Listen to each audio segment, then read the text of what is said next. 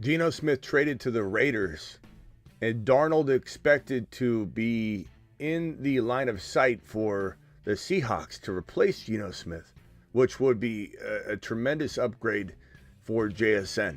JSN would go up in value, as we've talked about and predicted on this channel, because he was already wide receiver 9 with Geno Smith, a pedestrian, throwing him the football. Darnold's not the best quarterback in the league, but he just had a really solid, amazing, really, season in Minnesota. And getting handed JSN, Darnold would spoon feed him. Are there better options than Darnold? Yeah, I think there are. There's trading up in the draft. There's going and getting Justin Fields. There's a couple different options, but this is an upgrade for the Seattle Seahawks, no matter what way they go, because Geno Smith is pedestrian. What's it mean for Brock Bowers? What's it mean for the Raiders? Do the Raiders now turn their sights to Ashton Jeanty at number 6, and this offense goes to the ground and pound, and they throw down with every team in the National Football League in terms of running the football? And Brock Bowers can survive with Geno. I think he'll do fine. I don't think Brock Bowers takes a massive hit on any level. I just think we don't expect some sort of elite wide receiver 1 to develop in Las Vegas. But Geno to Las Vegas is almost damage control in some ways, because Brock will survive. Brock will be great no matter what. Getting a better quarterback in place for JSN is a higher priority on our to-do list, is it not? The Fantasy Football Show emergency live stream. Geno Smith traded to the Raiders, reuniting with Pete Carroll. And now we got reports that Sam Darnold seeking a 3-year deal wherever he goes, if it is, in fact, in Seattle, and that Geno Smith is expected with this trade to get a new deal between $40 and $45 million per year, which, here we go, San Francisco. Start getting ready to overpay, because you're sitting on your hands, and you could get Brock signed for $50 million even right now. That value is going to $55 later if you keep dilly-dallying. That show begins right now. File on in. Live from the FantasyFootballShow.com studios. It's the Fantasy Football Show. Live! Monday through Friday, 8 p.m. Eastern. Smitty is also live whenever news breaks. No, DK. What are people talking about? DK Metcalf this to LV. The trade just happened. They're not going to make a second trade with the same team. What are you talking about, guys? Come on. Calm down. DK's going elsewhere. Seattle's making their moves and making their commitments. And while I don't agree with trading DK Metcalf, to be honest with you, if I'm the Seattle Seahawks, I don't trade him. I don't want to trade him. He's a monster. He's a wide receiver 1. But we want it for fantasy. We do. We triple stamp, a double stamp. Smitty completely approves that one, because I want JSN by himself. I want DK by himself. I want DK over in one of these DK-friendly territories that we keep talking about up here in the top left corner of the screen. We want him in Buffalo. We want him in New England. We'll talk about DK all week long. This is not about DK, even though DK is a degree of separation away from this topic and conversation. Geno to the Raiders. What's it mean? It means Brock Bowers will be fine. Geno is competent enough, and he's reuniting with Pete Carroll, or Pete Carroll can try and get the most out of him to feed Brock Bowers. I'm fine with it. Jeanty, go draft Jeanty with the number 6 overall pick. The Raiders have this pick right here that is Jeanty friendly. So if Ashton Jeanty ends up, where's my let's see, let me move this out of the way. Damn things. Way down here at the bottom. If this number 6 overall pick ends up being Ashton Jeanty, Jeanty goes to the moon here. This is a great landing spot. Geno Smith is not somebody that's going to hamper Ashton Jeanty. This only solidifies that the Raiders, who have a great defense, Max Crosby, they've got one of the best receiving tight ends in the National Football League. He will eventually be the sum total best tight end in the league, considered across the board to anybody. He already is, but there are people that still say George Kittle's overall better. This guy's overall. Look, Bowers is him. And Bowers will feed and eat and grow and mature and turn into the number 1 tight end no matter what. No matter what. He's QB proof, really. And Geno's competent enough. He's not fantasy friendly to wide receivers, but this is okay. Put Jeanty on the Raiders, and I think they are turning their sights toward Jeanty now. I get a gut feeling that Jeanty's not slipping past number 6 now. This is great news. We have no confirmation, but this is what my gut's telling me, at least at this moment in time. And I reserve the right to change my mind with the news and everything that's going left and right. But Gino Smith is expecting a new deal in the $40 to $45 million territory. Buckle up, San Francisco Buttercups. Your world is going to get turned upside down because now the Niners better step up and pay Brock Purdy. If this guy gets $45 million a year, Brock's going to want 60. Why do we do this every offseason, San Francisco? Why? Why do you not learn? How do you not understand what to do in the offseason? How is Shanahan and this brass the worst in the NFL prior to the NFL season ending in just before August? How is this team constantly stepping on their own junk when it comes to extending players and getting things tidy in order in San Francisco? But $45 million a year is what Geno wants. Darnold wants a 3-year deal, it looks like.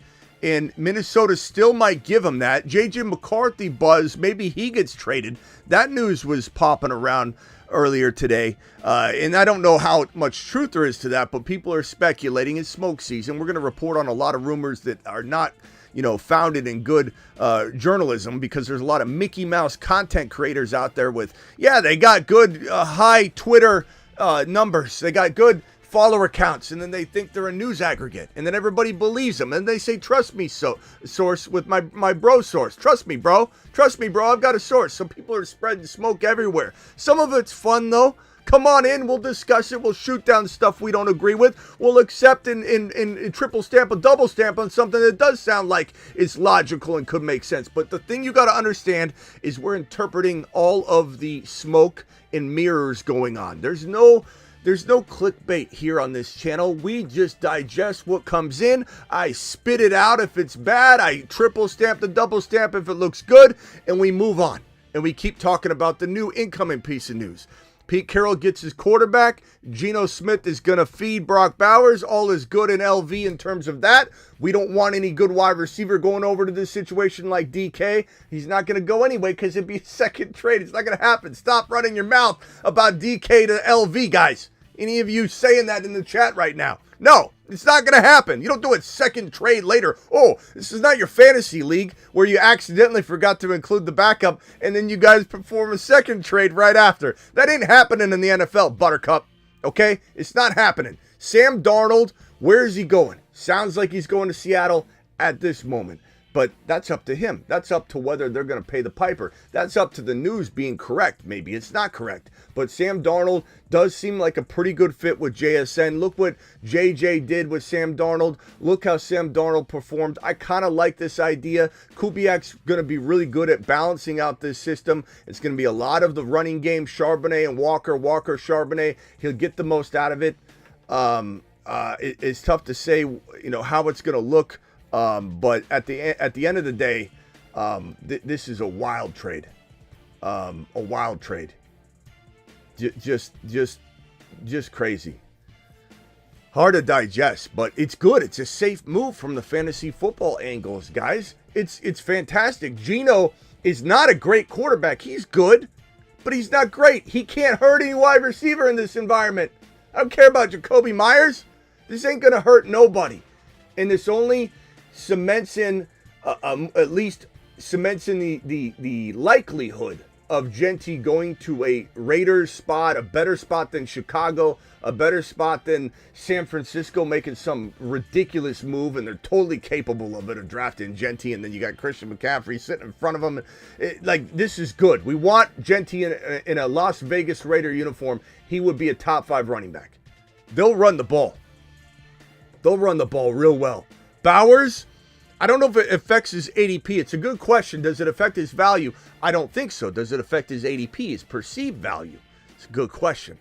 I don't know. Getting a quarterback might help keep people calm, but I don't know that getting this quarterback spikes your ADP. I don't know that Geno is going to make anybody go running to draft right now and say, I'm drafting Bowers right now. I think Bowers is safe, but I don't. And also keep in mind, I don't believe this will be the long-term solution. He may sign a $45 million deal that they're just going to have dead cap hit, in year 3 of it. Like, who's gonna kid themselves? Gino Smith ain't the guy. He's not that guy, pal. He's just not that guy. But is he good enough right now? Yes. Can Genty survive? Yes. Is this a great environment for Genty? Abso-mother-freaking-lutely. Look at a couple RBs when you really think about it that have succeeded over the years and have done well. They can survive in quarterback situations like this. You can see it all over the league. Like, even if you look at like Chuba Hubbard, for example, how good Chuba Hubbard was on a struggling to find their identity offense like the Carolina Panthers. He started to find it, by the way. Like, this is going to be a very conducive environment for a rushing attack. They're going to ground and pound the ball, and Bowers will be sufficient enough and efficient enough to keep defenses spread out and honest. And he is a field stretcher. He's not just some across-the-middle tight end. This is a guy that can run a 17-yard play at any moment. This is a guy that can get a 40-yard scramble at any moment, hamper straight to the end zone, take a house call whenever the hell he desires. And Geno can deliver it. He's not amazing, but Geno is good. He's not great. He's good. Is he better than I mean, here's the thing. And this is going to piss off a lot of people. I'm not saying he's going to produce like Jared Goff. I'm not saying he's going to produce like Brock Purdy because his environment's different. He doesn't even have receivers. He has Brock Bowers, a tight end. But is he any different than these quarterbacks at the end of the day? Is he sufficient enough to win games if you have a ground and pound type of run attack led by Genty? Geno can be sufficient enough. But the reason Brock Purdy's looked so good, not last year. Last year he didn't have what I'm about to describe. That's why he didn't look good. You wonder, oh, it was a bad year. Why was it a bad year? Because he didn't have the weapons. But is there a reason why Goff kind of went from kind of a mediocre quarterback for almost his entire career, and then the last couple of years it's been like, Goff's a good quarterback? Because he's surrounded by talent. He's surrounded by tremendous amounts of talent.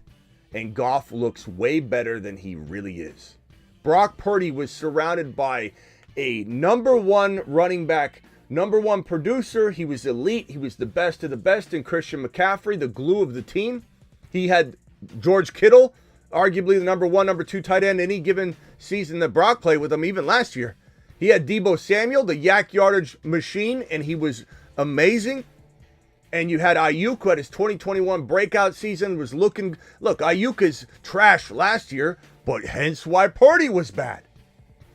So, let's not get too confused here and start putting our body in front of our skis and the cart way ahead of the horse and start acting like we know Goff is this long-term amazing option in Detroit, or that even Geno is some sort of more than 1 year or 2 year experiment, or that Brock Purdy isn't fully capable of being exactly what he was last year moving forward.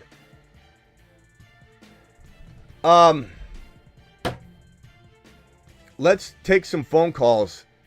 To recap, Geno Smith was traded to the Raiders today, and Darnold is expected to be a top target option for the Seattle Seahawks. And Darnold's requesting a 3-year deal, and Geno's wanting a $40 to $45 million per year raise. And the team made the trade without even getting this commitment, which is unusual, but maybe they're also not too fearful of experimenting with this. They could franchise, you know what I mean? Like, this is not that, you don't want to Danny Dimes this. You don't want to lock this down anyway, probably in your gut. If you're the Raiders and you made this move kind of out of desperation, this was not a great move. I think you could have drafted Jackson Dart at 6 and shocked the world. Jackson Dart was a better pick. I'm not trying to defend this pick because Brock Bowers doesn't vanish. It's not that. I'm protecting the Genty and Brock Bowers conversation here when I try not to throw him too much under the bus. The Raiders take Jackson Dart at 6 and blow the world, blow the top off the world and surprise everybody, as Dart does climb, by the way. He's climbing into that top 12 overall conversation. Let's not get it confused. Dart is climbing and climbing and climbing. If they take Geno, or trade for Geno, then Genty is in a very safe place. This is a great spot for Genty long term. Very good spot. But let's not get it twisted and act like Geno's, this is a great move. It's a safe move. It's a bridge move. The question is, you give this man $40 to $45 million per year. This better be a team-friendly deal. This better be a $55 million guaranteed, $45 million, dollar a year deal. It's so team-friendly that when you look at it, it's not really what it is. That's what you better do with Geno. It better be upfront 2025 money, and then let's be open-minded to moving on next offseason. And then, Genty's in this great spot that they can build around. You got Bowers, Genty, and you finally bring a QB in, you'll be fine. You draft a Milroe or you draft a Jackson Dart anyway, and you pull a Atlanta Falcons, this thing cleans up real nicely. But at the end of the day, I saw when I came in, one of the first comments was completely out of pocket. What was it right here? No offense if I'm calling you out here with your comment, but this one had me rolling when I first saw it, when I was preparing to come in here. Let's see here. Where was it? It was JSN Cooked by Carlos. Sorry, Carlos. I don't mean to do this to you. JSN Cooked? JSN Cooked? You just got rid of Gino Smith and guaranteed yourself, Carlos, that you're upgrading your quarterback situation. I don't know what in the hell you're talking about. JSN Cook, JSN's value stock on the rise. Just went up. DK's on the way out, and JSN just automatically de facto got an upgraded quarterback situation. I don't know what you're looking at or what Mickey Mouse content you're listening to before you jump into this live stream, Carlos, but clean that up, and clean it up now. Take a big lap. We don't need your head mask coming back. You don't have to leave. I'm not saying that, but I should have hit stop before it said that part. But yeah, JSN to Jupiter. Now, well, I apologize again, Carlos. But all right, let's open the phone lines. Dial in. Call into the show. Call into the show. Dial in.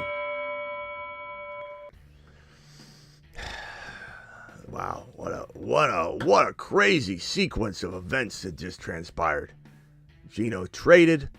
This is the report by Ian Rappaport that says that Geno has contract talks and could make progress. Now he heads to the Raiders, or Seahawks couldn't get the contract talks, finalized, so they sent him packing. Meanwhile, Seattle's expected to explore Sam Darnold, among others. Pete Carroll reunited. There's nothing really new to see here. I'll put the draft order above that because you have something tangible to look at. But I mean, this is a crazy situation. Let me go to Justin first, then over to Travis. Justin, you're live. Go ahead, young man. Hey, so I don't know if you kicked around this yet. I was a little late to join the live stream, but I wonder if they already have the next move in place, like whether it be a veteran quarterback or just something monumental to package DK their first and maybe like a second or a third or something to get up in that top 5, top 6 to get in that Cam Ward and Shedeur Sanders range. What do you think? Maybe. I mean, the odds of one of the two quarterbacks not named Cam Ward, so Jackson Dart or Shedeur, falling to 18 is not crazy now. Just because the Shedeur Sanders vibe is slowly getting worse and worse and worse. And it doesn't mean that I necessarily fully agree with it. It's just when you hear handfuls of teams were disappointed in his interview. And keep in mind, we weren't there. We see him talking on the outside of those interviews to the media, and people will play those clips and go, does this sound like a arrogant guy to you? And they play the clip. It's like, we don't have any of the footage of them in the interview sounding arrogant. So when people play other footage to say, does he sound arrogant? Doesn't make any sense. What the teams are telling you is behind closed doors, when pressed, this guy didn't give as good answers as he could have, time and time again, because multiple teams are feeling his arrogance, and that maybe he's going to be hard pressed to pick up and learn the way that other quarterbacks might do so. Jackson Dart's been vaulting up boards a lot of teams publicly saying, and a lot of closed door behind the scenes, sources reporting that Jackson Dart is now ahead of Shedeur on a lot of teams' boards. There is a world where there's so much confusion that one of them is going to be there at 18. And so if I'm Seattle and I do have Darnold, I'm still pulling an Atlanta Falcons move and just securing myself. But the thing is, like, I don't know. Darnold is a tough situation because he's going into a new offense. I think he's still strongly thinking about doing what I always want to call Stafford Sam Bradford. What Matthew Stafford did, which was, and what Brandon Ayuk did, kind of flirt with the fire. And then I think Darnold is starting, probably at this point, if I had to guess, enter the realization phase that he got his career temporarily revived in Minnesota with JJ and Addison and Hawkinson and Aaron Jones and a coach of the year in an amazing system. All those things, some of those things could exist in Seattle. JSN, for example, I think is a top 6 to 10 wide receiver. Obviously, I feel that. You guys know how strongly I feel about that. But does he have all those other pieces? We don't know, and probably not right now. So Sam Darnold is risking, but the question is, if he gets this big mega deal, if Sam Darnold, who's seeking a 3-year contract, and you're probably looking at something along the lines of the Kirk Cousins deal, it's probably going to be $60 to $100 million guaranteed. Just depends on how they structure it. And he's not going to care if he fails at that point. As long as he gets his guaranteed money, he might say, I'll take the chance, bet on myself, and if I fail, at least I walk away a multi-millionaire, guaranteed money. So it's tough to really understand, like, what's his motivation? Does he want to succeed and have a long career in the NFL? He's probably better off staying put. And if he does, there's lots of rumors today, some could be smoked, that J.J. McCarthy would get traded if they did sign Darnold to a long-term deal. And then my thinking was earlier that Darnold, why wouldn't you franchise tag him? I think Minnesota did a dumb thing by not franchise tagging him, because you'd have him for a year. You could franchise tag him again if you wanted, and the next year. And you also have this trade piece that you could send around the league because you've pigeonholed him in place with a franchise tag. But their thinking was, if we get stuck with them, we don't want to pay the $40 million franchise tag. It's like $41 million to franchise tag him. Then that makes me think that, are they the team that's going to offer him the money that he would accept? Because if Geno gets $40 to $45 million a year, but the Vikings thought 41 for 1 year was too expensive, then how are the Vikings going to play ball in this game? So unless they say, you know what, we'll trade McCarthy, then we're okay with the 40, plus $1 million per year. And the way we could kick the money downstream on a long-term deal is different than the franchise tag and the obligation of that 45. It's different financing. It's accounting. So there's a lot of different ways to look at it. Like, I've gone back and forth on my opinion on a lot of this, because there's a lot of ways to crunch numbers. There's different ways these contracts can be constructed in terms of that money up front and kicking it down the road. Like Deshaun Watson's contract, $230 million fully guaranteed, but in year one, they didn't pay that. It was a year later they started paying that $40+ million per year salary. So you can do a lot of strange things with contracts. Gino Smith is not a great quarterback. Darnold is maybe a really good quarterback. Like, we got to give him credit for what he did, but am I fully locked into the idea that he proved himself to me outside of Minnesota? No. So I don't know, but do I think he's better than Geno? I'll put my money on that. I will. What I saw out of Darnold, give him JSN. I put my money on him being a better option for JSN. Do I want something better? Would I take the chance on Jackson Dart, even if the Seahawks move up a little bit, over Darnold? I would, but it doesn't mean I hate the idea of Darnold. It's an upgrade over Geno. No, yeah, I mean, all those are fair points, and I think this is a scary time for news because, it's lying season. A lot of these teams are just like, Shedeur Sanders is arrogant just because they want him to fall to him, He is arrogant, though. I mean, you can tell he's arrogant, but I don't hate that in a quarterback. That's your commander-in-chief of your team. He just like your diva wide receiver, you kind of in some ways want a diva, mentality, but just like a tamed one. Just like when Bijan Robinson, his rookie year, was being sat on the bench and Bijan Robinson he was the third up at the goal line for goal line duties. Thank you, sir. Yes, sir. On his IG. Oh, so grateful. I'm so grateful. I was punching the air. I'm like, man up, Bijan. Man up. Get a little diva. Get a little grit. We sent Bijan on a couple laps. We're the highest on Bijan you could find on planet Earth his rookie year last year continuously. But I still send him on laps, and I send him on hardcore laps because he's being grateful in his IG stories when he's not even getting fed. So we want a little bit of grit and cockiness and arrogance, but I don't know if multiple teams are reporting this and we're already a little bit worried about it. He's got to go to the right spot. I like Shedeur in New York with Daboll. I like him in certain places, but I like Jackson Dart. If Shedeur and Jackson Dart are both in equal situations, I like Dart a little bit more. If they're in equal situations, Dart hasn't been projected until recently to go into a good spot because he's going to go later and a team's going to probably draft him that needs him, but not if Jackson Dart goes to, let's say he goes to the Giants at 3, which it sounds like a crazy world, fairy dust, pixie dust type stuff right now. But keep in mind, this was the same climb that Cam Newton had in the 11th hour of his NFL draft. He climbed up the board so fast in the same fashion. Let's not pretend like that can't happen with players. It absolutely can. You put Jackson Dart in, let's call it, I don't love him in New Orleans. I really don't. I just don't like New Orleans. You put him in New York and the New York Jets or the New York Giants situation. I like that better than Shedeur in Seattle. Even though I do like Shedeur in Seattle for JSN, I think he would feed him. I'm just saying Jackson Dart has a better chance to be a better NFL quarterback if he's in equal footing. But he just wasn't until now. He's starting to climb.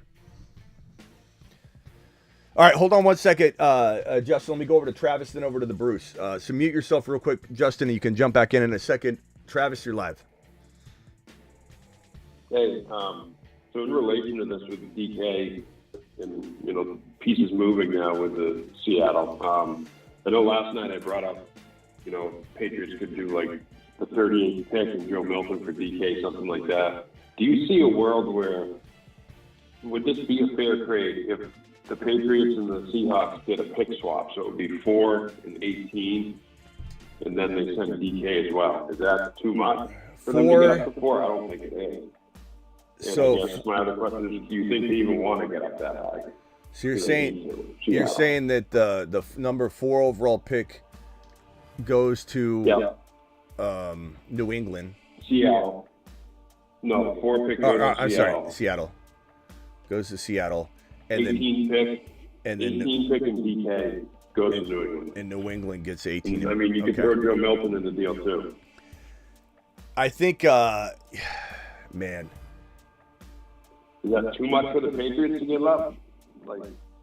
Should they stay up that high, or would it be worth it to get I think if you're the New England Patriots, you'd take this deal and run, personally.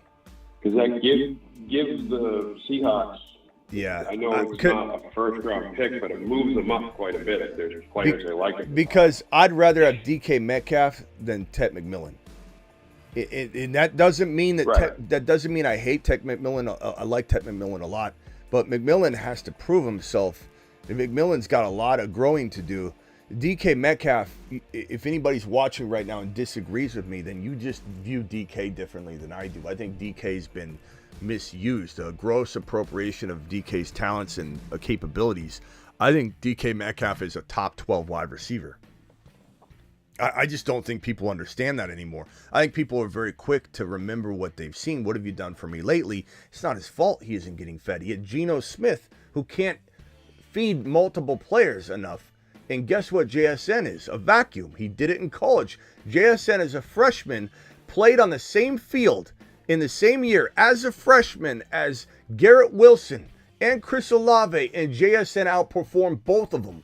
And those two went on to go become pros, highly drafted, touted players that everybody deemed to be superstars. And JSN vacuumed up all the targets because he was the best wide receiver on the field in college with Garrett Wilson and Chris Olave in the lineup. So he did the same thing to DK Metcalf. He's a vacuum cleaner. And Geno's not capable of dispersing. But people forget how good DK is. It drives me nuts. It drives me nuts that we're valuing DK on what he hasn't done lately, and it's not been his fault. You give the New England Patriots DK and the 18 overall pick, that is a screaming steal. But I do believe that, yeah, you send Milton back, because if Milton can go to the Seattle Seahawks, then you have a backup plan. And that backup plan with Sam Darnold would make me sleep like a baby when it comes to JSN's value. So I like that. We'll see what it is. That'd be great. I'd like Milton there. I'd love, we've talked about it before, I'd love to see Seattle take a shot on Fields too, in that offense. It'll be interesting to see where they go, though. I could see them just bringing in a Darnold or something like that too. Yeah, keep the DK hate coming here, AI or Al, whatever your name is. Keep the DK hate coming, bro. Keep throwing it on the board, bro. Keep throwing it on. Keep acting like he's not a 10 to 14 touchdown wide receiver. That's one of the fastest players in the National Football League at 6'4". Insane. Yeah, give Seattle. Yeah, Joe Milton, hey DK. It's all people that have said too much publicly, being down on a player, and they can't afford to backtrack. So it's like, let's double down, Donnie. Bowers, I don't see a down tick in Bowers. I don't see an uptick either, though. No. You know, like I will say that if Bowers had gotten, let's say, like Cam Ward, just throwing it out there, I think his 2025 production may have been higher or the same as Geno in year one, maybe. But I think I'd much rather have Bowers have a better quarterback for sure. But I think the value doesn't dip; it just doesn't shoot up as high as it could in year two for Bowers. But that doesn't mean it's not going to be tight end one. It just might be 2 touchdowns less, maybe 150, 200 yards less. But he could get that much more out of a better quarterback. But it's just, this is the least impacting movement for Geno, and it opens the door for JSN to get more volume. It opens the door for the run game in Seattle to be a little bit better. It opens the door for Seattle to be a little bit better. And Geno doesn't hamper things too much. But I don't love him. I think let me put it this way. I don't think Geno, I think at some point there's a cap hit. There's a dead cap hit move for the Raiders that involves Geno if they sign him to this extension, this $40 to $45 million a year extension they're about to give this guy right here. Look at him. He looks surprised that he's about to get $40 to $45 million. All right, hold on, Travis. Let me go over to Bruce real quick, and then back to Justin, and back to Travis. Brucey, you're live. Hey, Smitty, do you think that there was something where DK didn't want to leave Seattle, but he knew they were going to rebuild, and he was like, I don't want to be a part of that? I don't think, no, because they were trying to negotiate this trade for a while, and the DK rumors have been growing. You know, he's been very dissatisfied. His number one gripe was not getting the ball. So I highly doubt he's tied to Geno or has any loyalties to Geno, because that was his number one gripe. Bro, let me tell you something. You still have control over, going through your progression tree. Like, Geno made a choice not to throw to DK Metcalf. DK Metcalf has no lost love for Geno. If anything, Geno just made it, he secured that the Raiders are not going to be his landing spot. Maybe DK was considering reuniting with Pete Carroll on some level, and now that door has been slammed shut. The last thing DK wants to do is catch footballs from the guy who refused to throw to him last year. Like, and creating this negative perception that some people in this live stream think he's bad. They think DK's bad. They think DK's not at least a low-end wide receiver 1 because of this man. DK wants nothing to do with him. I don't think it's a big rebuild for Seattle either. You know, I think they replace the quarterback and keep it moving. Mm-hmm. And again, I don't love either Darnold or Geno, but I do think Darnold is an upgrade. I think I'd rather have Jackson Dart in Seattle. I'd rather have Shedeur Sanders in Seattle over Darnold, I think, for the long term. I'm torn on Darnold and Sanders, to be honest. I go back and forth. But give me Fields all day long. I don't really want Aaron Rodgers. It's too much of a risky stopgap. It doesn't even feel like a 1 year like risk. It feels like a half a year risk that could leave you high and dry by midseason. And I don't know. Aaron Rodgers feels like that friend you invite over and he breaks something every time he comes over. Like I just don't know that a lot of keep hearing vibes that a lot of teams are interested in Aaron Rodgers, but I don't know, man. It just feels like you invite him over, you might have a good time. He might teach you something, but he's going to break 2 things for every one thing he does right, and leave you with a broken coffee table and shatters the light on the way out the door and hits his head on it, and you got to replace that, and there's glass all over, and you're like, damn it, Aaron Rodgers. Like, maybe inviting him over isn't the nicest thing. Spills the milk at the dinner table. Like, I don't know. Rodgers in New York, he'll be interesting for neighbors. It won't be my favorite landing spot at all, because I want longevity in New York. New York might be saying at a certain point, though, if we can't get this guy, if we can't get that guy, we're not going to settle for a 3 to 4 year Darnold or maybe they will, but we want to do a stopgap measure and then go get Arch Manning, and then you understand it at least. And Aaron Rodgers, you just hope stays healthy for as long as possible so he can laser lock on neighbors, and it would be okay. But yeah, I mean, there's pros and cons to a lot of these quarterbacks. There's pros and cons to Darnold in Seattle. There's pros and cons to Geno in Seattle. There's pros and cons to Justin Fields in Seattle. There's pros and cons to taking a gamble on a rookie quarterback like Jackson Dart or Shedeur Sanders. Seattle doesn't have an easy path that's got no risk at all. You just got to weigh out all the risk.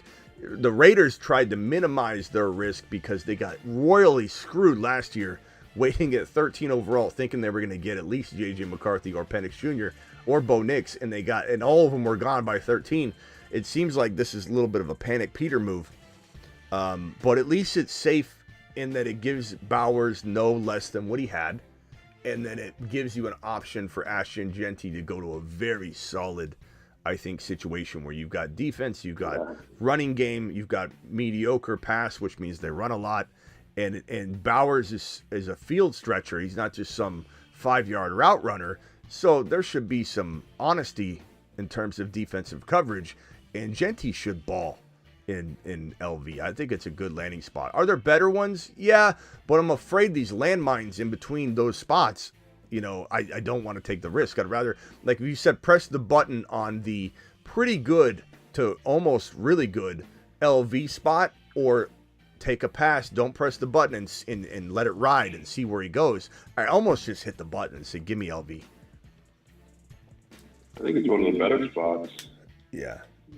I did too. I mean, it's good. They're gonna pound the rock. It's gonna be I'm excited about it. Let me go back over to Justin. Justin, what else you got? Phones are open, so I had fielded a trade like that Travis proposed, where it's like DK plus the 18 for the Patriots 4th overall. So my Patriots group chat, and they were like just completely out on it. They were like, no, it's too rich. And I'm like, I would take that without even I would never think about it again. People hate Milton. This guy is the best wide receiver we've had in years. But they were like, everyone's kind of stuck on the fact that Seattle doesn't have leverage because he asked for the trade. But their leverage is they can just keep the guy. No. Right. Seattle has. You know why Seattle has leverage? I'll tell you why. Anybody that says Seattle has leverage doesn't know a thing about this. They don't know ball. They don't know numbers. They don't know nothing. If you're Maggie, okay, And Maggie and Steve, this married couple that knows nothing about selling houses. They've got this nice little house. It's a solid house, and they know nothing. And they put it on the market for $200,000. And they have no clue that this thing's worth $300,000. Okay? They're going to have so many offers coming in from people that a bidding war happens, and this $200,000 climbs to $350,000 without them knowing a thing, and they're all competing for it because it appraises at $375,000. So you can list a house at $200,000 in a great market, and it will not sell there because there will be a bidding war up to this appraisal amount or higher. So don't worry about the value. Seattle has tons of leverage. It's called competition. If there weren't a lot of people going after DK Metcalf, if we didn't hear that there were tons of offers for DK, which I don't think is fabricated, then yeah, they might be stuck in a rock and a hard place. But this is not the case. Damn Maggie and Steve. No, yeah, I mean, I love the guy. I would love for him to be a Patriot. Like, I'd be goo gaga over it, even if it wasn't like. Even if it didn't work out perfectly the first year, I'd be optimistic all the way through. Like, we need a guy like that. Yeah, it's gonna be interesting, man. Phone lines are open. Dial in, guys. Call into the show. Call into the show. If I had to guess right now, I do think Darnold has as likely of a chance, and this is not me saying I'm picking my side because I literally have no clue. Where no one does. This is all smoke and mirrors right now. Even the news we're getting is not necessarily accurate.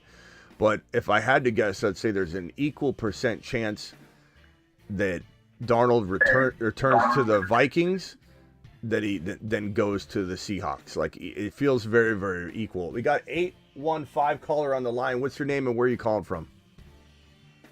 My name's Joe. I'm calling in from Illinois. All right, Joe, what can I do for you? So I'm in a Dynasty league, and I was looking to potentially move some of my draft capital. It would be the 1.04, the 1.10, and the 2025 coming up, and then a 2026 first.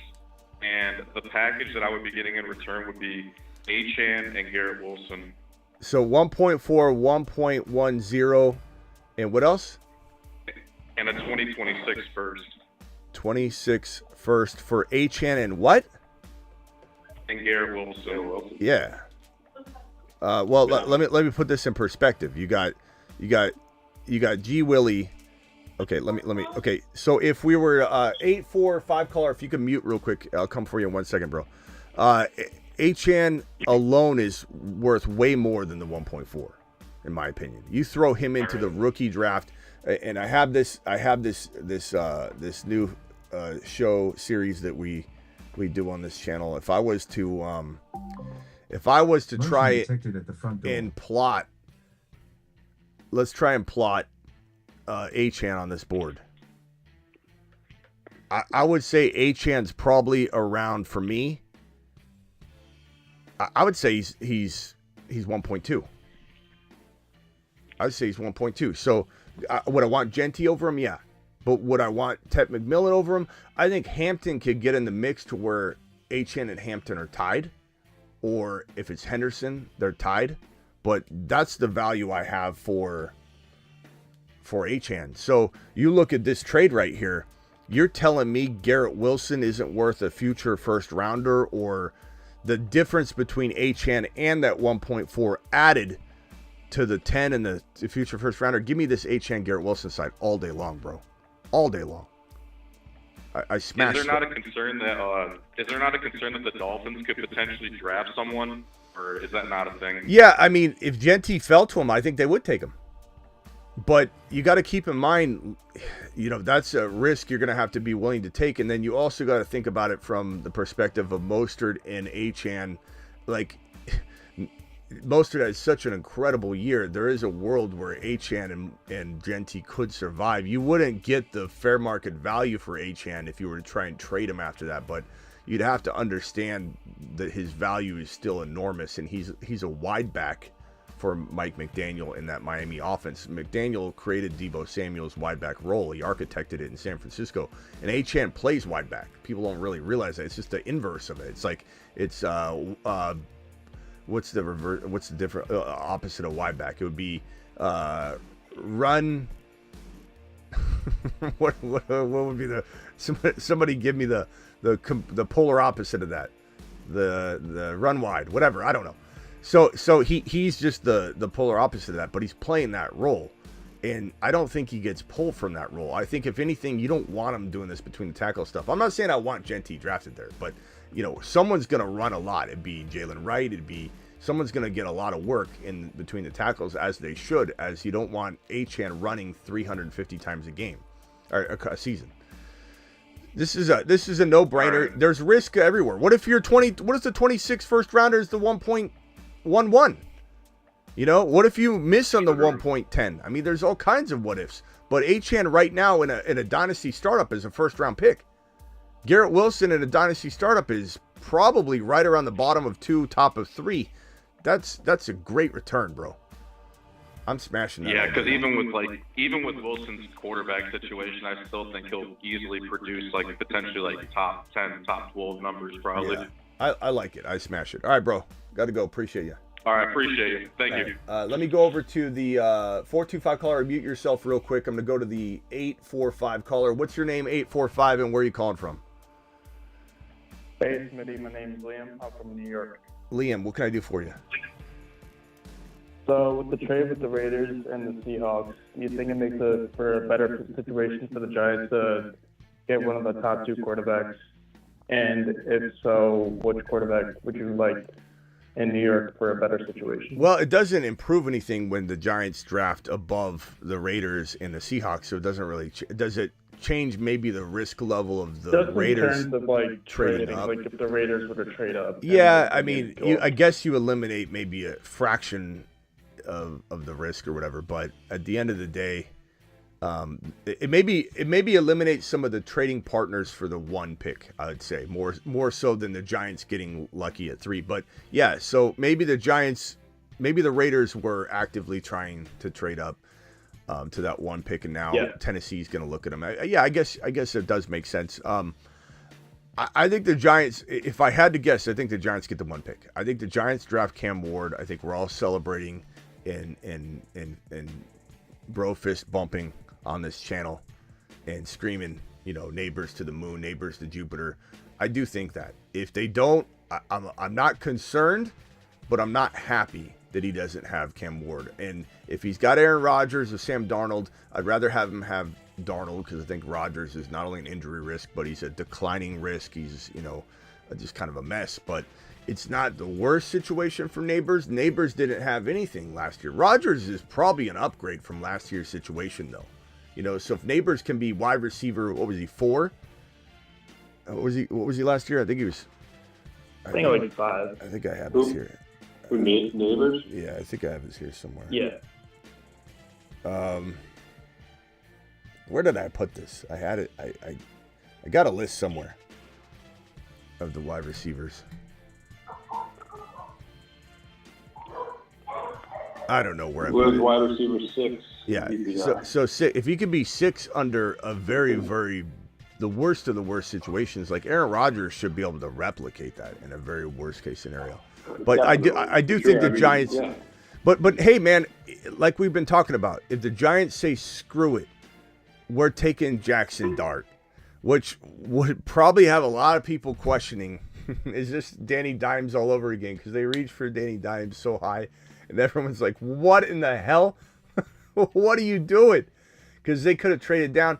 So do they trade down to get Dart? Maybe. I think this though. My gut tells me this.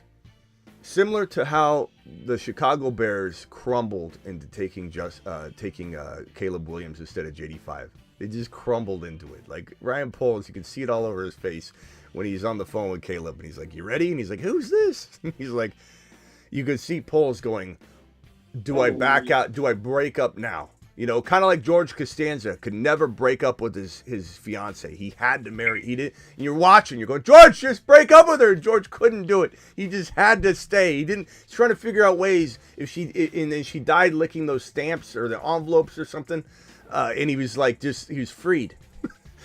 Ryan Poles was just, you could tell he's on the phone going, what am I gonna do? I want to go J85, but I can't. I'm pot committed. I think the Giants are going to be pot committed to one of the top 2 quarterbacks. I don't think they got the balls to take Dart at 3. And I think if Sanders is there, it's a good fit. And the reason I like Sanders there, even though I do worry about Sanders, is Brian Daboll, the quarterback whisperer, who you can rip on for the Danny Dimes. You know, why would he choose Dimes then if he's so smart? He didn't have all the control. He probably had some influence, but they're like, we're doing this. And he's like, okay. Like, I don't know how much Daboll's like, Dimes is my guy. And they're just like, okay. Like, when you look at a lot of the Hard Knocks footage, where's Daboll half the time in these videos of Joe Shine making all the decisions by himself with the owner in the room sitting on the coffee table? You know, Daboll's not always around. So Daboll's a quarterback whisperer. If you give him Sanders, this is great for Neighbors.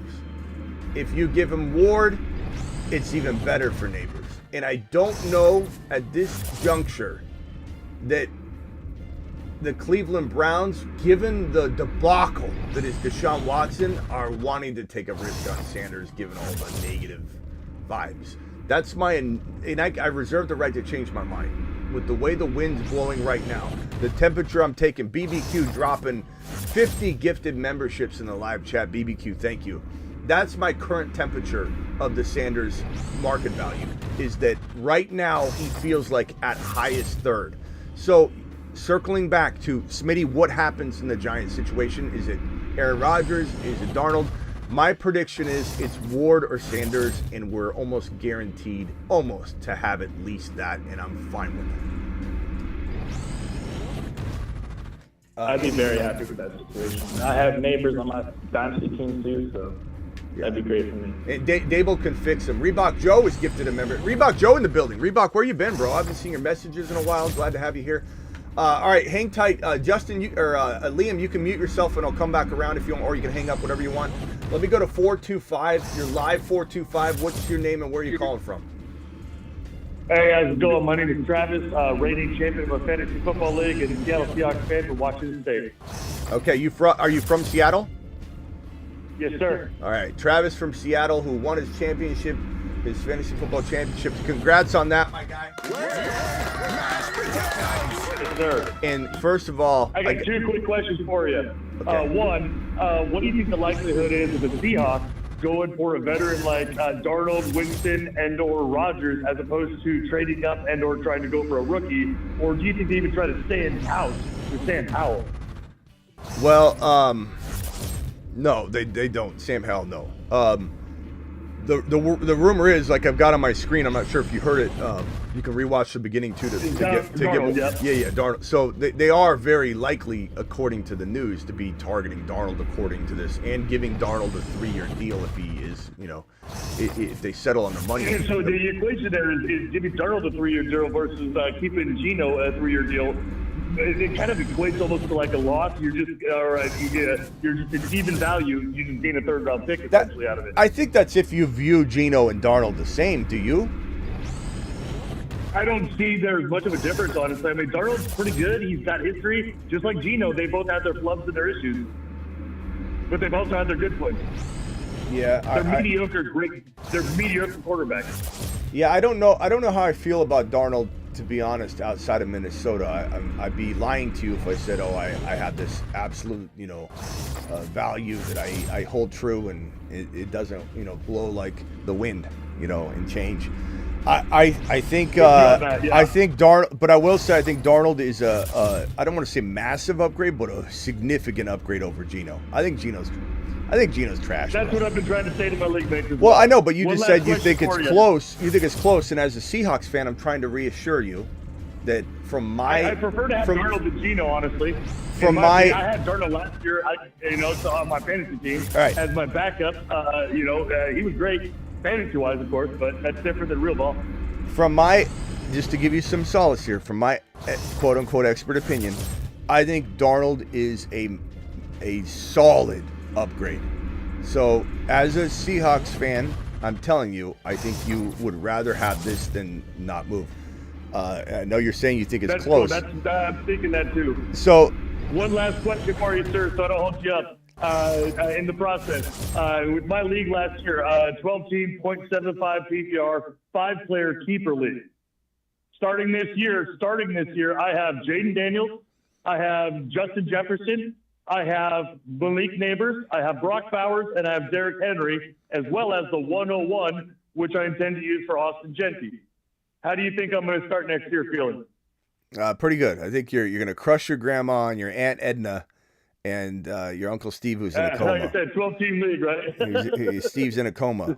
It was really 11-team. Our league has been going for 20-plus years. Yeah. It's about to end because no one's awake. Well, I appreciate you guys. Thank you, Smitty, for all your greatness, man. All right, later, bro. Thank you. Yeah. Travis. I was trying to answer some of his questions, but he kept good guy, but he kept going. I was trying to talk to him, but yeah, I think people are underestimating Darnold as an upgrade over Geno. And I want everybody to understand, like, as much as I do think Geno's trash. And when I say that, I mean like lower level starting caliber trash. Like he's still a starter in the league, but he's one of the worst, but he's good for Bowers and good enough for Bowers, I should say. I wanted more for Bowers, but again, this is damage control. It's like not everybody's going to win here. And if we move Geno over to where we don't need receivers to, thrive on Geno's mediocrity, and Brock Bowers is quarterback proof and he can deliver enough and they'll be efficient enough, and they can still game plan and backup plan this thing and get Jackson Dart or get Milroe. What if Milroe falls all the way to the second round and the Seahawks or the Raiders are like, smash, and then you got him. What if Joe Milton gets traded to the Raiders as a backup plan, and that's in place and that's solid. There's a lot of ways this could go. You got Michael Mayer. You could trade Michael Mayer to the New England Patriots for Joe Milton. Like there's a lot of avenues you could take. I think that'd be a great trade. I like Michael Mayer a lot. Yep. So there's a lot of ways that the Raiders can shore this up a little bit more. But I would rather have JSN upgraded than Bowers because Bowers will be fine. JSN would be okay with Geno, as I've already predicted big things for him. But now my prediction, and some of you disagree, and that's fine. But now my prediction of JSN being the top 4 wide receiver. It's a bold take. I get that. It's the bold prediction. Is even more so, in the direction of being solidified, unless this thing goes off the rails and they bring in Danny Dimes, or something like that. But Seattle better do the right thing. They better at least get Jackson Dart, at least get Shedeur Sanders, at least get Justin Fields or Sam Darnold. And if they do one of those things, I think JSN got an upgrade today.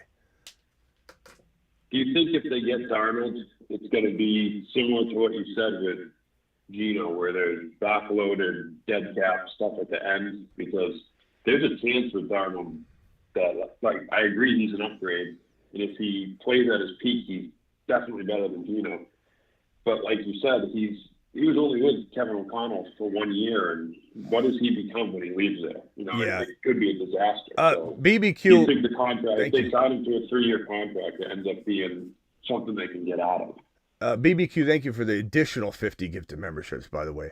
I don't know how they're gonna set it up. I think regardless, teams are gonna want to have some sort of team friendly deal with a lot of upfront money. Like basically, you're taking a kick to the nutsack for 2025, paying as much as you can to the quarterback, making wetting his beak.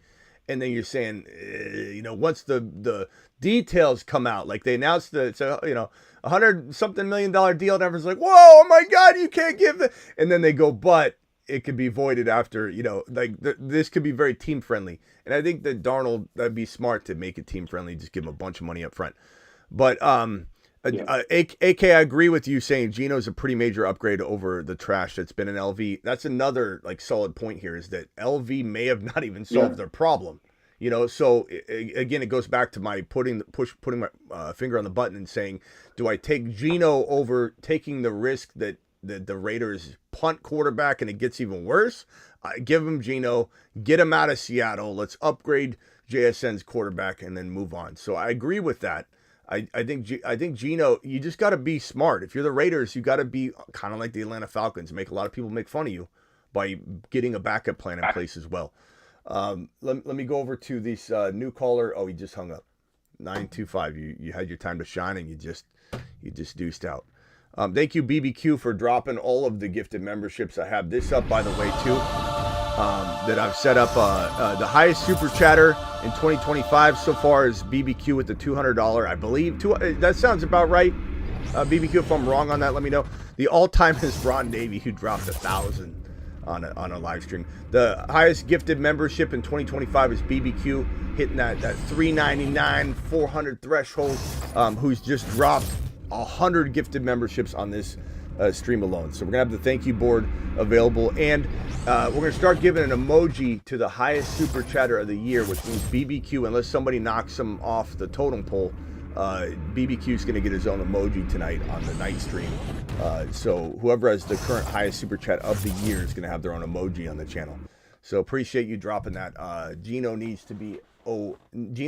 just needs an O-line, and he's above average, says Chuck. I think he's I don't know if he's above average. I don't know if he's above average, because average will put him, if we're going to use the technical term of average, like that will put him like near quarterbacks like, I mean, I don't think he's above Goff. I don't think he's even above Brock Purdy. I don't think he's above any of those guys. Yeah. So like, is he breaching the teens maybe with a really good line in Gentee? Maybe like he could produce like 15 to 20 as a starter. He could produce paper tiger numbers where you're like, oh, is he better? Like, is he this good? Like, and you're like, he's producing QB 15 numbers. Yeah, he could.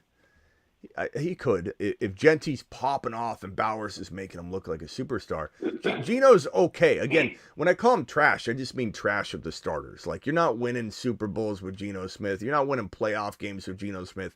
And that makes you trash. Russell Wilson, as good as he was at one point in his career, he's trash as well.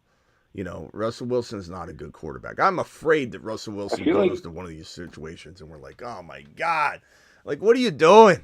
What are you doing? If Russell Wilson went to New York and threw to neighbors, I'd be pissed. He'd throw some hospital moonballs to him and get him hurt by week 5. I think a lot of people don't realize Gino Smith is almost 35 years old, too. Like he's rounding the corner here. How'd that work out for the Falcons when you give a 35, 37, 30, and I don't know. There's no Tom Brady's out there. There's no...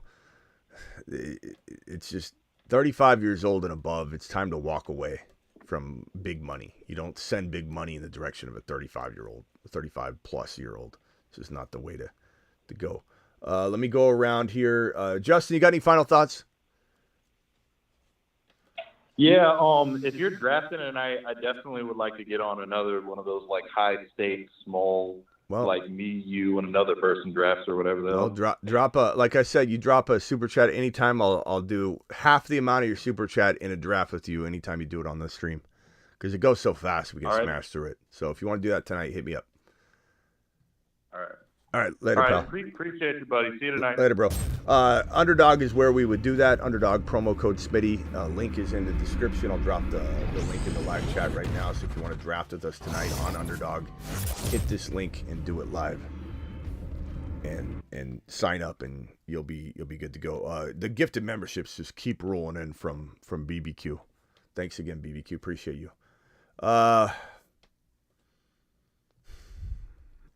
I don't know. Like, let me drop my predictions here. Tennessee trades with the Giants. The Giants get Cam Ward, or they get Shedeur. Either way, Tennessee. The question is, if Cam Ward goes to the Giants, do the Titans actually take Shedeur? They might. It's hard. There's a lot of buzz about it. I don't know. That's tough. I'm going to say the Raiders take Gentee.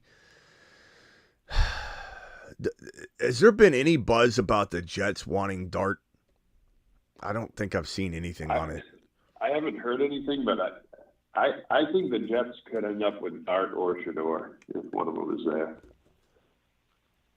I wonder unless they sign a veteran again. If I it just did don't go, see them wanting to go the veteran route again. if it did go Cam Ward and Shador, or Shador can't, whatever order the Giants end up, I wonder if Dart will climb as high as the top 10. It will be interesting. Milroe has been climbing too, but he's also got. Milroe has a handful of believers, but as many doubters.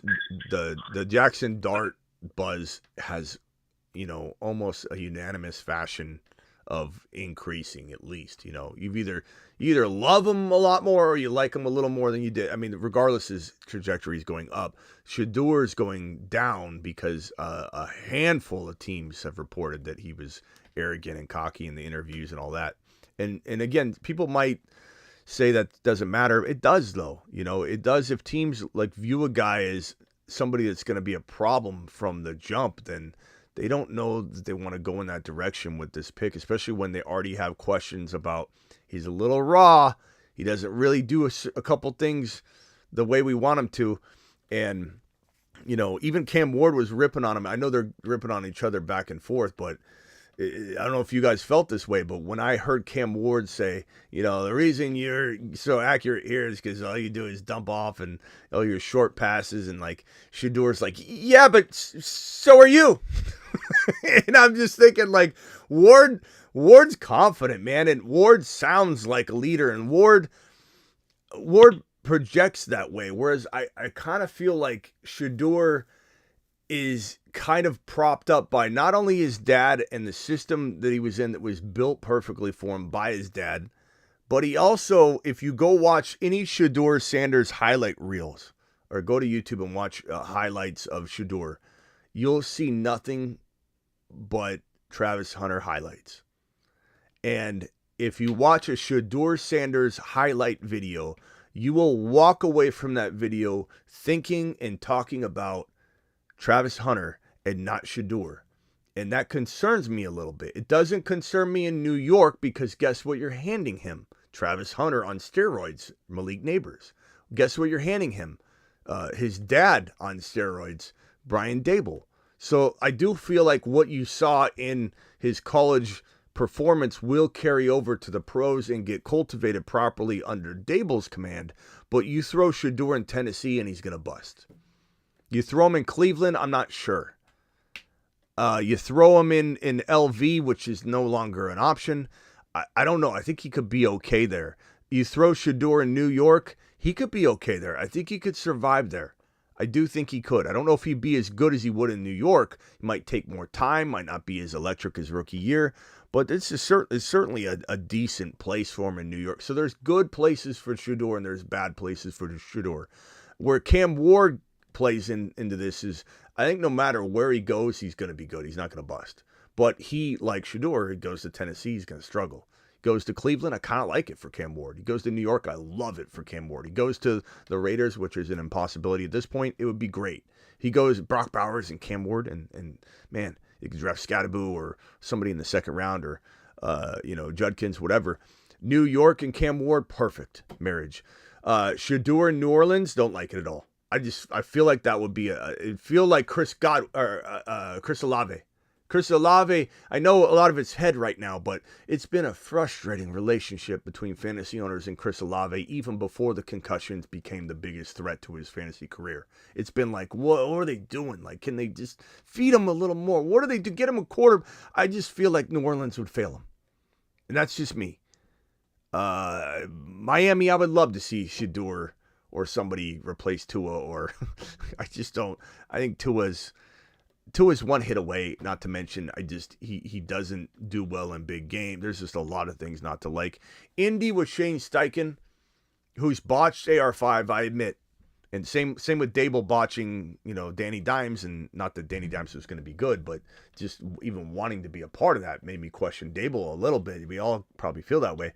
But at the end of the day, it's like, give me Shane Steichen, who cultivated and handcrafted the man known as Jalen Hurts over in Philly. Give Shane Steichen, Shador, or Cam Ward, or Dart, and I think that could be really good, and then you trade AR5 away. And then Seattle. Like, once you get here, it's like none of these quarterbacks, I don't know. We could look at the second half of the first round and say Dart might go that late, but I have a feeling Dart's climbing to at least 18. And if I'm Seattle, I take Dart no matter what. No matter what I do with Darnold, I'm taking Dart. But that's me. I don't know if they'll think that way. And that was my approach for Atlanta. And Atlanta did it. Atlanta had the balls to do it. I wouldn't have given Cousins the money they gave him, but that was all said and done. That was done. Whatever the case may be, it was already inked. It was done. It was over. They did it. And I said, I'm still taking Penix Jr. And they did. And that was a great move. It ended up being a great move. In hindsight, there's a lot of things they could have done differently, but it was a great move to draft Penix Jr. Seattle, it would be a great move to draft Jackson Dart. Rock out. Final thoughts. Yeah. Vegas kind of messed up what I would do. I would have tried to get Fields than Gino Smith. Yeah. Well, I don't know why people... How are you a professional scout or a GM or an owner or a coach in the NFL and you like Geno more than you like Justin Fields? You know why? He's been in a system, a team verified that he's a starter. Therefore, in copycat land, he's better than Fields. Fields is not on a team right now. Fields got benched in the middle of the year. There must be something wrong with him because I can't think for myself. It's a copycat league. It's embarrassing, man. How do you not see the value in a 4-2 Justin Fields wrapped in an offense that it was completely constructed for Russell Wilson's doing?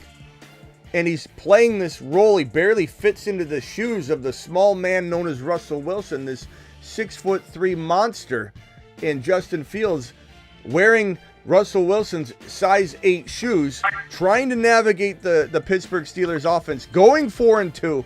The whole world, but Tomlin said he earned the job. And Tomlin puts him on the bench, and now the rest of the league wonders what's wrong with Justin Fields. It's embarrassing. Yep. Balake, you're live. With the Geno trade, what do we do with K9's value in underdog?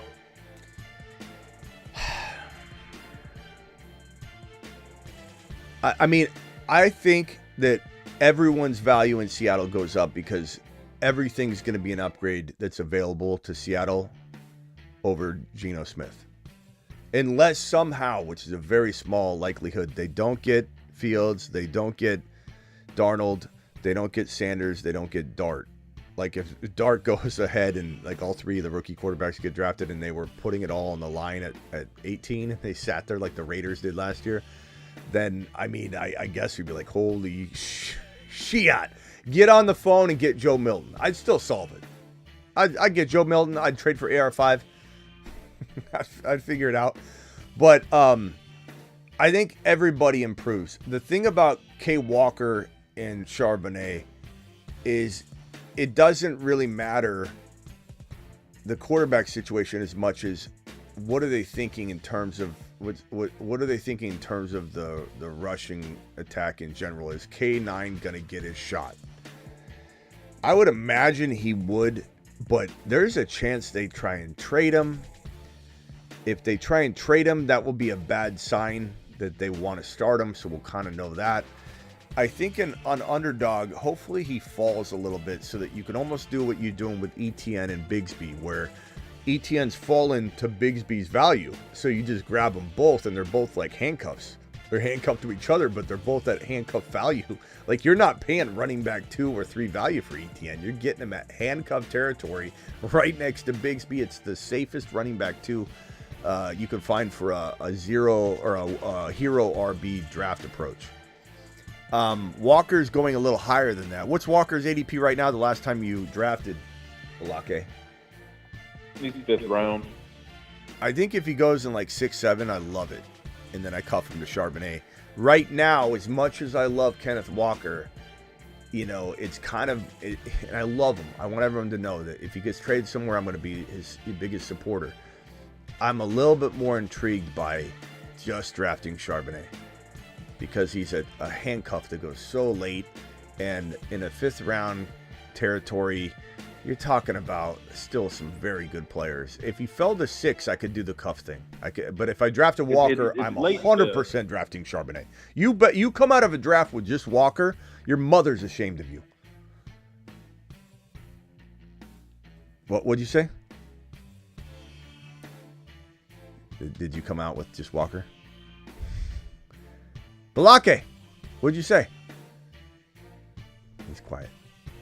I guess he left. All right, Balake, call back. No, I'm here. No, you weren't there. I already hit the end button, and it gives me about 2 seconds, and you click off. Call it again, Balake. We're asking you question after question. What do you guys think of Kenneth Walker at 5th round value, Travis? Are you taking him in a lot of drafts, or Balake, call back in? In the 5th round, I mean, I'd have to double check what other running backs are around him. I'm probably taking him as much as any other running back in the 5th round. Yeah, let me take a little. Yeah, that's fair. Let me take a little gander at the ADP. I mean, if you can give him a 6, try for it. Let's take a little bit of a gander at this ADP. So according to the ADP, Kenneth Walker is going above. He's going below Kamara, Hampton, Chuba, Mixon, James Cook. That all seems understandable. Below Walker, about 3 ADP spots overall, is Trevion Henderson. Below Walker, about 8 total spots, is David Montgomery. I feel way more comfortable taking David Montgomery than Kenneth Walker, in my opinion. And I don't say that. Yeah. I don't say that with a smile on my face. I just mean, if we could push Kenneth Walker down below Monty, Trevion Henderson, maybe even Judkins, and you start taking, which is, if you go just a little bit lower, you're talking about Tyrone Tracy, James Conner, who I think is, obviously plays well but like he's gonna break at some point. Tony Pollard, you can't trust him. I like him, but you can't trust him. Aaron Jones, too old. Ramondre's quietly better than all those guys I just read, and he's way down there. So, like, I like Ramondre at cost of entry more than Walker up where he's at. Ramondre's going 94 overall. Walker's going 58. So that's almost like double the value practically. Give me Ramondre all day long in the 90s over Walker. So that's what I'm trying to say. So then if we throw Walker back into the total pool of players and we say Walker is going around, so Hampton's about 50 overall, Walker's about 58 overall. So you throw in Waddle just above him, Godwin and Debo below him. Give me Debo at Walker's ADP and give me Ramondre in the 90s over taking Walker and a receiver in the 90s. You know what I'm saying? It's all just a rotation of. With Walker, are you concerned about playing time or is it just health? Because both. For me, it's just health. If Walker's healthy, I have no qualms about taking him there. I would say that's a big yes. But. I would say both because you have a new staff that comes in and you don't know which running back they're going to be more favorite towards. Because Charbonnet was as good a prospect, So like the staff that's there now, I don't know, what I don't know what Coobs is thinking. He might be leaning toward a committee. He might be leaning toward. I would say that he's had success, and he was a receivers coach as well at one point. He's had great success with receivers, which is why I love JSN. He wants to bring some balance to the offense, which is good. But I think that Walker has had so much struggle producing consistently, and he keeps getting hurt. It's the value. If he was going beyond, the top 3 rookies and right around Tyrone Tracy levels, I would love it, and I would cuff him. But you got to cuff him, the Charbonnet. But like I said, give me Debo or give me Chris Godwin. And then give me Ramondre in the 90s over taking Walker and getting a receiver in the 90s. Yeah. Give me ETN and Tank Bigsby, with a receiver like Waddle or Debo or something like that, over taking Walker and then having to get my receiver later. But I don't know. I love Walker. You guys know how much I love Walker. He's one of my favorite players. But I don't know why everyone's being so bold to take him in the 55 to 58 range. To be honest, like I'm kind of shocked that people are trusting him. I guess maybe I was thinking like I didn't realize that many good players would be around him. I guess I wasn't even thinking directly ADP when you said. I was just kind of thinking like, oh, if he's my fifth guy, and trying to think of other players around him. But yeah, it's a little bit higher than I probably thought initially. I haven't done many drafts this year, so. Yeah. If he can fall 7th, that's pretty good. I would love if Walker got traded to, like a team. The running back market's so tough though. If Walker got traded to like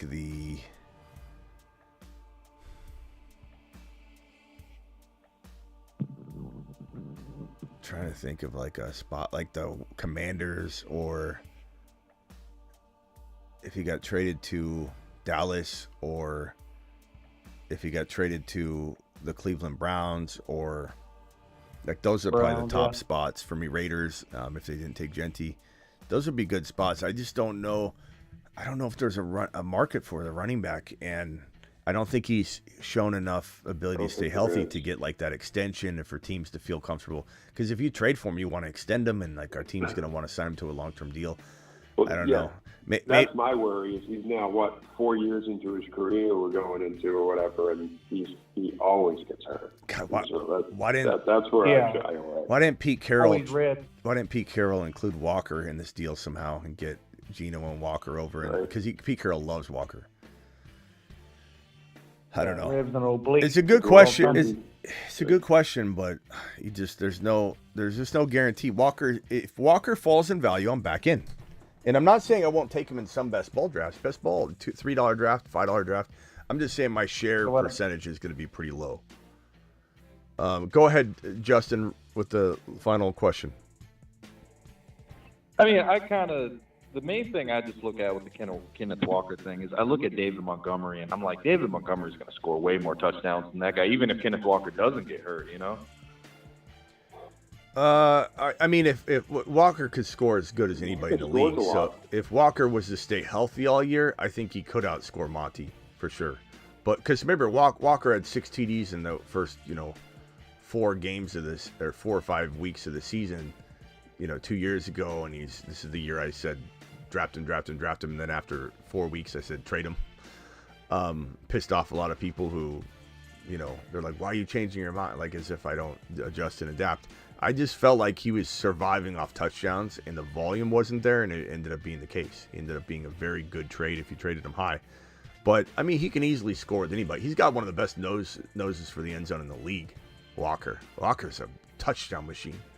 But I think if he got hurt, I think the odds of him getting hurt and playing a whole year, yeah, I'd rather have Monty, as I said. Monty, I would pick over Walker as a safer option. But Monty's injury risk too. He's getting hurt every year it seems, and he's only getting older. So I don't know. I go back and forth. I like Walker a lot. I want him. Let me put it this way: I want Walker in at least a handful of leagues. On best ball, no doubt about it. And I'm cuffing him again. Your mother is embarrassed and ashamed of you if you come out of a draft and do not go get the duo. Absolutely ashamed of you. But I like the duo if it's priced right. I just don't understand why Walker's going so high. Like, this is talking about a bunch of doubting Donnies across the fantasy landscape. How is everybody feeling so comfortable with it at 58 overall? Like, it's crazy to me. I think where it comes from is just like how he looked. Like, he looked great on the field, and I think this is an environment where like people are trying to a lot of people reach on him. Like, I think that, I see him going, 1 or 2 rounds above his position as much or more than any player in fantasy football. Well, hopefully he gets traded. Then we solve, it's similar to getting DK and JSN apart and creating value. I want to get these two running backs separated so we can have Charbonnet be the lone starter in Seattle because he'd be a top 5 to 10 running back, and then get Walker, who's in his own right top 5 to 10 capable if he's healthy. That's all I got, though. Appreciate you, bud. All right, later, bro. Yeah, it's tough. Walker's a tough conversation. He's a really tough one. All right, rock out. We'll see you tonight, pal. Yeah, do you know where Charbonnet's game picked? Yeah, he's going so late, bro. He's one of the best values in fantasy right now. I love Charbonnet. I own him in almost every team I have on Underdog. I keep drafting the hell out of him. 104 overall, which is running back 32. So for the most part, he's being drafted as, you know, a back, not even as really a backup, because there's not even really 32 starters. So he's for sure flying off the board for people that or he's not flying off the board. He's flying off the board on my drafts as my secret weapon running back, like 4. You know, and I'll take him as my third if I couple him with Scadaboo as my rotational third running back. You know, I've even gone ETN, Bigsby, Charbonnet, Scadaboo as my running back 2 rotation, and then, you know, pair it up with like Gibbs or Bijan or Barkley or whatever. All right, rock out. We'll see you tonight, bro. All right, cool. Travis, final thoughts. Yeah, with the Walker Charbonnet thing, I think part of it is that Charbonnet gets hated on more than Walker, I think. I noticed last year, even when Charbonnet was doing well, when he was playing and Walker was hurt, people kept saying, oh, it's a fluke, you know, it's just because good matchups, making all these excuses. And I wonder if it's just one of these things partially where people jumped off the Charbonnet train so fast when he didn't do much his first year. Even when Walker was hurt, he didn't do a ton. And then they didn't have him last year when he was doing well. You know, we talked about that bias people can have. And so I think a lot of people just assume Walker's the clear-cut starter no matter what, and that's not necessarily the case. And then you factor in injuries, all that. So I think that's why you might be seeing Walker so high, is they just assume he's a starting running back, and they play for the upside. The moment there's like a comment where some reporter's like, hey, do you like Charbonnet? And he's like, Charbonnet's awesome running, like we're gonna get him the ball. What you're gonna say about anybody? You know, you could ask about the third string running back, like, hey, you know, how do you like what's his face?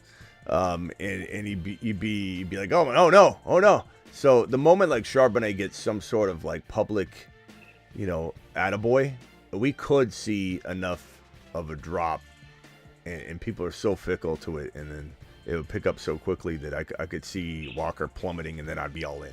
You know, give me the combo. And I don't think Charbonnet would climb high enough that I wouldn't draft both of them. I'd still just, you know, grab both of them. Yeah. But Charbonnet going in the hundreds is just criminal. Yeah. League winning. Yep. All right, we'll see you tonight. Later. Bye. Anybody has a final take or call, you can call in real quick. Call into the show. Call into the show. Dial in.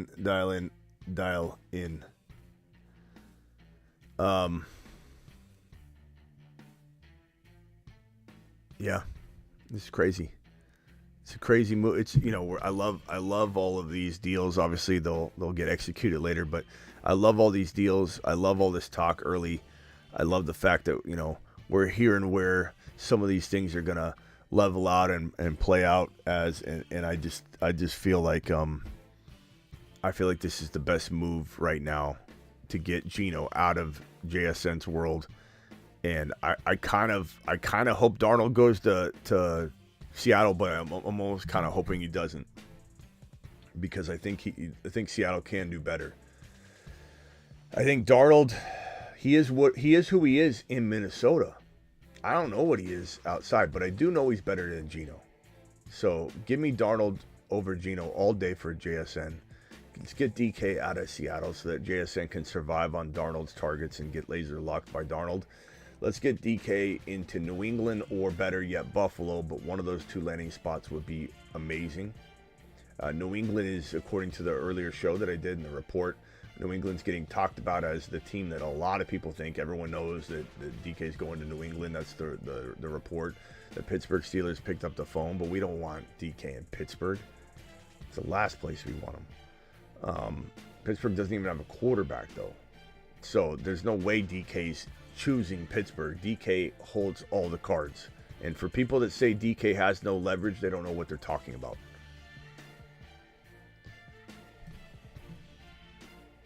Phone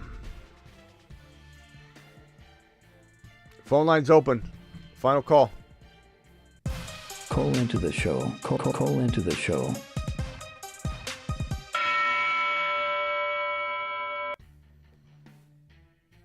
Perry, just ignore him. Stop talking about it. If you don't get along with Freedom Guy, just ignore him. Stop making a big spectacle out of it.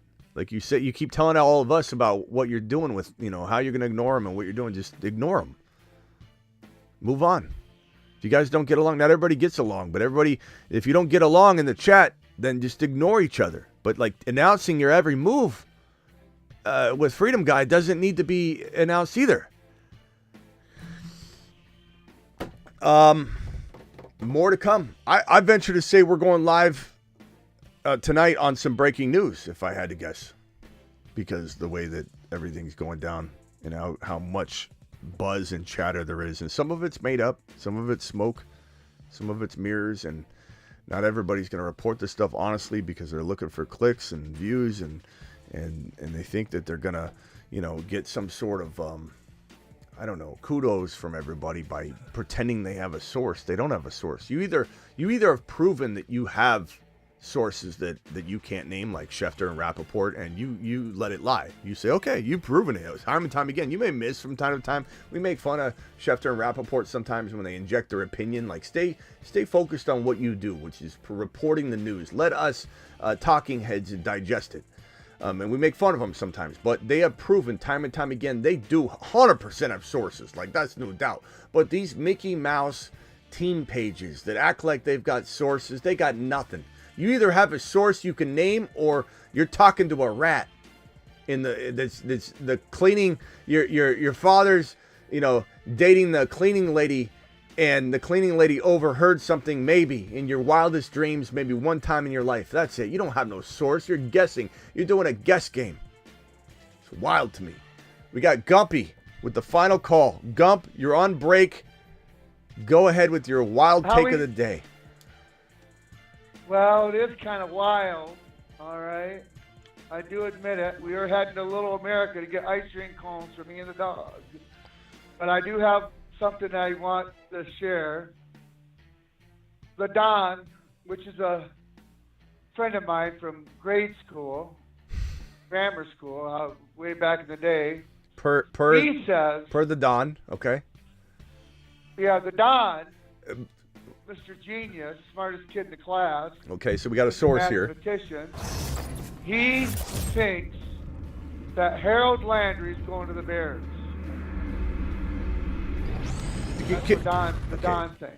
Can we get a relevant piece of news or prediction here? Well, because you call in and talk about the Lions when we're not even talking about the Lions. We're talking about Geno Smith getting traded to the Raiders. I don't care about your boy the Don's prediction from grade school. I want to know what you think about Darnold, what you think about Geno, what you think about JSN, what you think about Kenneth Walker in the run game, what you think about the number 6 overall pick. Is it going to be Ashton Genty? I don't care about the Bears right now. Thank you. You know, BBQ. I like Charbonnet. I like Charbonnet. Yeah, Charbonnet to the moon. We finally agree on something. And I like and I like Skywalker. You know that. But you know Pete likes his running backs, and you know where Gentry's going now. Gentry. Pete loves his running backs. You know that. He does. Smitty. He does. Lieutenant Dan Smitty, you know Pete loves his. How do you spell that? How do you spell that? Ashton. Spell it out for me. Oh, I can't do that. I have autism, but I'm highly functional. He said. Right. Hey, you ever Gump. watch Forrest Gump? I'm right there. You know what I'm saying? Gump, I love you, Gump. But All right, anyway, Gump. the whole thing is Harold's Chicken in Chicago's got the best chicken, and that's why the Don thinks Harold Okay, Landry's whatever about Harold. Chicago Hey, Bears. what are you hauling? Harold's What are you hauling in the trailer tonight, Gump? Cereal. What kind of Bulk cereals in the cereal. back of the tractor trailer truck? Every kind that Post makes, all of it. All of it. What's your favorite that you're hauling in the back? Honey bunches of oats. There you go. All right, Gump, appreciate you calling tonight. And I like, but anyway, what I want to do, what I do want to say is, Pete loves Geno. He does. And he's going to run the ball, and Gentry's going number 6. Gentry. Genty. All right, hey Gump, I gotta go. I appreciate you, bro. The chat loves you. 90%. Enough of the Don. No, I don't know who this character is. Your high school friend they called the Don. You let me decide. We'll start calling him the Little Don. Oh, he thinks he's smarter than He's you. Baby Don. He thinks the Don thinks he's like Archie Bunker. We're all idiots compared to the Don. Okay, And he's start calling him Baby Don. He's not the We're Don. all idiots. All right, we got to go. All right, appreciate you. John, final thoughts. John, you're the last caller. Go. I'm not calling him the Thanks Don. for taking the phone call. I just want to ask, who do you think's in control over there? Is it Mark Davis? Is it Tom Brady? Is it Pete Carroll? I just don't understand why they would go get Gino Smith. If you could answer that, that'd be great. Appreciate the show. Have a great night, man. All right, Leonard, thanks, man. I don't, it's a good question. I don't think Tom Brady's first choice was Geno, but maybe Tom's got bigger plans in motion. Maybe it's Arch Manning attempt. I mean, it's a good question. It does make you wonder, how much. Maybe Brady's throwing his arms up right now. I don't know. Kind of like, Mark Cuban got out of the Dallas game, for the most part, and then when Luka got traded, he's like, I didn't do that. I don't know how much Brady. How could Brady like this? I don't know. I mean, Geno did have that really good year with Carroll, and we'll see. All right, appreciate you all. See you tonight. There'll be breaking news tonight. I'm live whenever news breaks, and I'm also live Monday through Friday, which is this show right here at 8 p.m. Eastern. We went live early, but we went well over to cover the 8 p.m. show. We've been live for about an hour and 45 minutes. I'll see you all tonight. Live whenever big news breaks.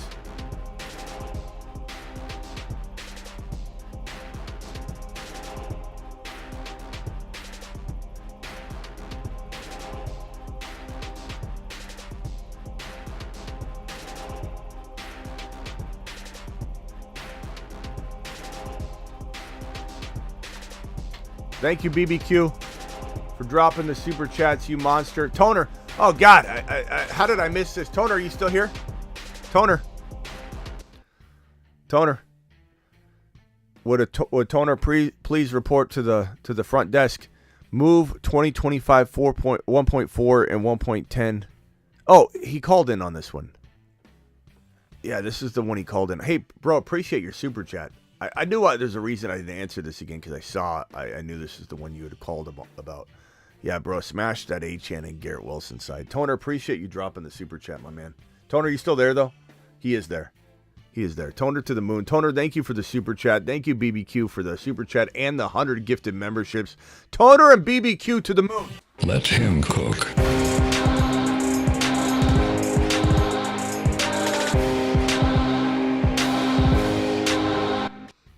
Appreciate you both.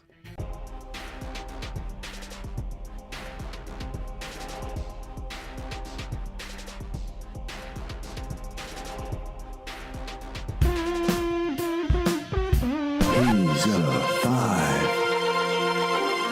JD5 is the only 5. JD5 is him, and now all can see. He graduated from Himothy University. Unleash the Washington Kraken. JD5 to Saturn and beyond. To Saturn, and beyond. Supernova.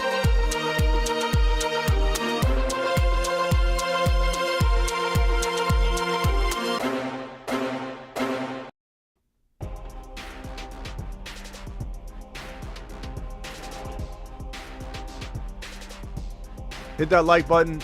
Subscribe on your way out the door. See you tonight, midnight Eastern.